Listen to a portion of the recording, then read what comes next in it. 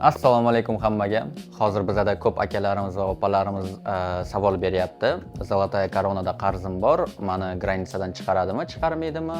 Yo bo'lmasa reyestrga tushib qolganmanmi? O'shani ko'rib beringlar, tekshirib beringlar deb. Ko'p joylarda eshitishimiz bo'yicha, чтобы reyestrda tekshirish uchun ko'p akalarimiz va opalarimiz pul to'layotgan ekan. O'shaning uchun bizning Telegram kanalda бесплатный ссылкamiz bor. Zolotaya koronadan qancha qarz bor, reyestrga tushganmisiz, tushmaganmisiz, o'sha joyda bemalol tekshirib olsanglar bo'ladi.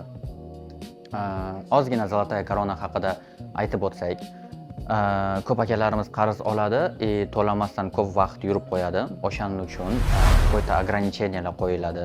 O'sha narsa bo'lmasligi uchun хотя бы oyiga 1000 rubl yo 2000 rubldan to'lab borish kerak. O'shanda sizni qarzingiz sudga oshmaydi. Reyestr tarafdan keladigan bo'lsa, bizning Telegram kanalda saytimiz bor. O'sha joyga kirib, familiyalaringizni, hamma danlalarni yozsanglar, reyestrga tushganmisiz, tushmaganmisiz, hammasini o'zlaringiz бесплатный tekshirib olsanglar bo'ladi. O'shaning uchun bizning Telegram kanalga obuna bo'lib qo'yinglar.